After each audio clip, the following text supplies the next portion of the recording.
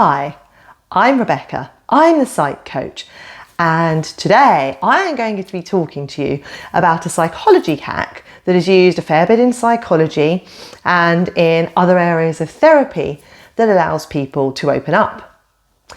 Now, if you're having a conversation with someone, of course, the most ideal conversations are free-flowing, where you're both asking each other open questions and you're giving lots of information, and it's a very collaborative discussion.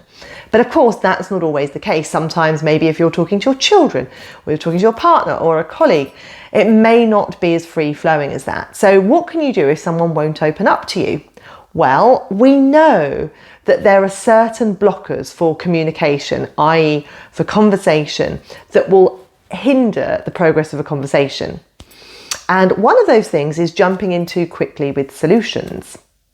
Jumping in too quickly with solutions may feel like a very organic, natural thing that you want to do, but actually it can stop the other person from opening up.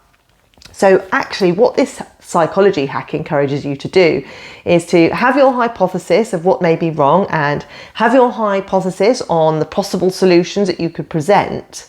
But actually you withhold that and instead you play the role of the naive inquirer.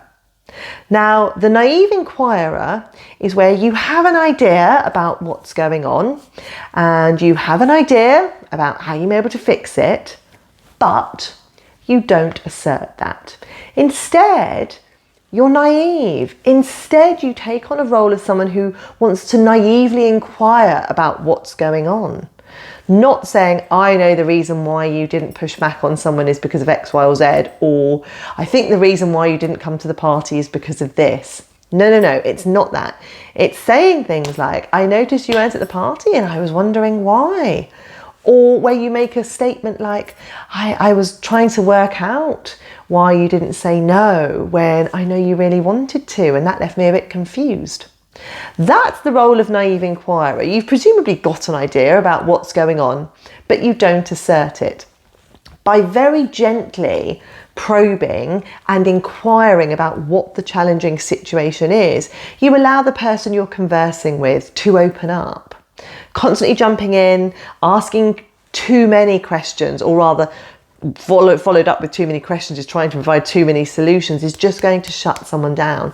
Allow people to speak. This is especially the case if you're talking to young people, where as an adult you might have quite an authoritarian approach and think, well, I'm coming from a place of knowledge, of wisdom, I'm wise, allow me to tell you. But that doesn't work. Watch the young person you're talking to close up. Maybe the same with a partner as well, where you come in with a position of authority and expert in whatever it is you're talking about, but that doesn't allow for a collaborative conversation, and it results in someone shutting down, even if they're physically present. So try and think about how you can be a naive inquirer a little more. Just be a little bit more naive. Inquire about what you're being confronted with instead of going in with solutions, trying to fix, or indeed starting to talk about your own experiences. The role of the naive inquirer is really valuable. You can try it, see how you get on with it, and feel free to let me know.